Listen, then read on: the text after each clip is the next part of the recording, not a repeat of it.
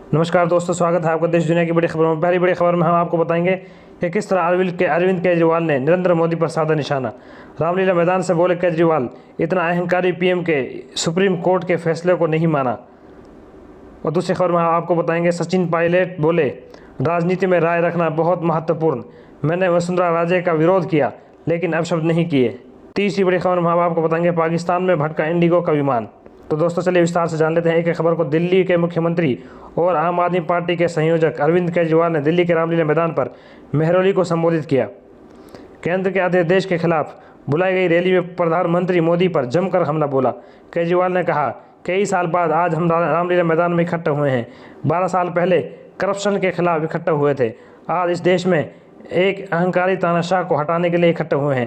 केजरीवाल ने कहा, 11 मई को देश की सुप्रीम कोर्ट ने दिल्ली के हक में फैसला दिया और 19 मई को मोदी सरकार ने अध्यादेश लाकर सुप्रीम कोर्ट के आदेश को खारिज कर दिया। 75 साल में ऐसा पीएम आया है कि जो कहता है कि मैं सुप्रीम कोर्ट के आदेश को नहीं मानता। केजरीवाल ने कहा, देश के अंदर जनतंत्र खत्म हो रहा है। इसी को तानाशाही और हिटलरशिप कहते हैं। सुप्रीम कोर्ट ने अपने आदेश में कहा कि जनता सुप्रीम है। मोदी जी का अध्यादेश कहता है कि दिल्ली की जनता सुप्रीम नहीं, एलजी सुप्रीम है। केजरीवाल ने आगे कहा, बीजेपी वाले रोज़ मुझे गाली देते हैं, मुझे अपमानित करते हैं। हम अपने काम में व्यस्त रहते हैं, लेकिन इस बार उन्होंने आप लोगों का अपमान किया। इसे मैं बर्दाश्त नहीं कर सकता। ऐसे अध्यादेश को हम खारिज करवा कर रहेंगे। सुप्रीम कोर्ट के आदेश को लागू करवा कर रहेंगे। आप संयोजक ने कहा, पूरे देश में हम घूम रहे हैं। मैं आपको बताना चाहता हूं कि 140 करोड़ लोग आपके साथ हैं। पूरे देश के लोगों को बोलना चाहता हूं कि दिल्ली के लोगों के साथ हुआ है। जैसा दिल्ली में अध्यादेश लागू किया गया है, कल यही अध्यादेश राजस्थान, मध्य प्रदेश, महाराष्ट्र के लिए लाया जाएगा। केजरीवाल ने कहा कि मुझे नहीं पता कि मोदी जी दिल्ली के पीछे क्यों पड़े हैं। 2014 में दिल्ली के लोगों ने बीजेपी को 7 लोकसभा सीट दे दी। दिल्ली वालों ने कह दिया, मोदी जी दिल्ली संभालो। दिल्ली वालों ने विधानसभा में बीजेपी को सिर्फ 3 सीट दी। इसका मतलब साफ है, दिल्ली वालों ने कह दिया कि मोदी जी दिल्ली की तरफ मत देखना। केजरीवाल ने आगे कहा कि 2019 में फिर सभी लोकसभा सीट बीजेपी को दे दी और 2020 के दिल्ली विधानसभा चुनाव में 70 में से 62 विधानसभा सीटें आम आदमी पार्टी को दे दी। फिर साफ कर दिया कि दिल्ली की तरफ मत देखना। केजरीवाल ने कहा, गुजरात के मुख्यमंत्री और देश के प्रधानमंत्री को मिलाकर मोदी जी को राज करते 21 साल हो गए हैं और मुझे राज करते 8 साल हुए हैं। केजरीवाल ने चैलेंज किया कि कोई भी मोदी जी के 21 साल और मेरे 8 साल की तुलना कर ले, देख ले किसने ज़्यादा काम किया है।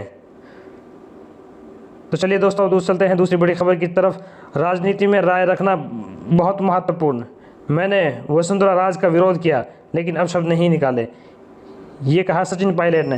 राजस्थान में विधानसभा चुनाव 2023 पास ही हैं, लेकिन कांग्रेस नेता सचिन पायलट ने आज रविवार को एक बार फिर पार्टी को अपने इरादे साफ कर दिए हैं कि वो भ्रष्टाचार के मामले में चुप रहने वाला नहीं है।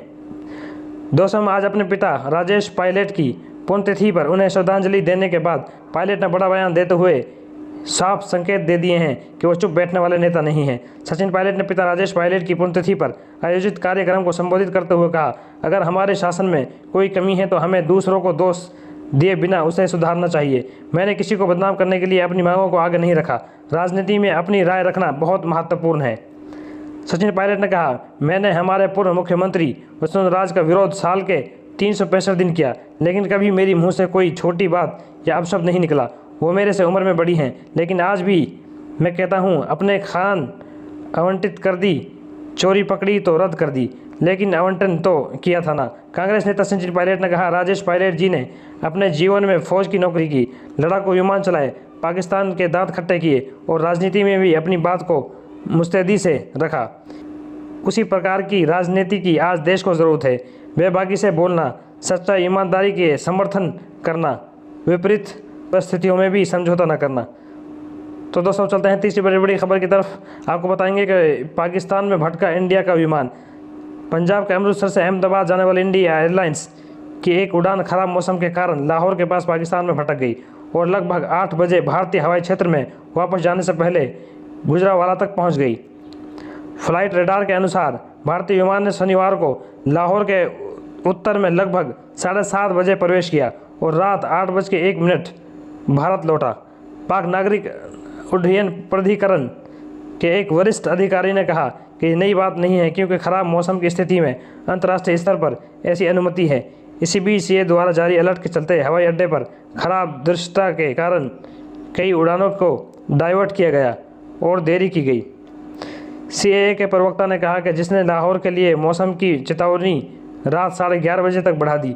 डान की रिपोर्ट के मुताबिक शनिवार को अल्लामा इकबाल अंतर्राष्ट्रीय हवाई अड्डे के विजिबिलिटी 5000 मीटर थी। खराब दृश्यता के कारण लाहौर जाने वाली कई उड़ानें इस्लामाबाद के ओर मोड़ दी गई। इस बीच अबू धाबी से इस्लामाबाद आने वाली पीआईए की एक फ़्लाइट को भी मुल्तान डाइवर्ट कर दिया गया। जद्दा लाहौर के एक उड़ान को भी मुल्तान के ओर मोड़ दिया गया। डान के मुताबिक लाहौर से मदीना और कराची से लाहौर के लिए पीआईए की उड़ान और साथ ही लाहौर से अबू धाबी जाने वाली इत्तिहाद की उड़ानों में भी देरी हुई।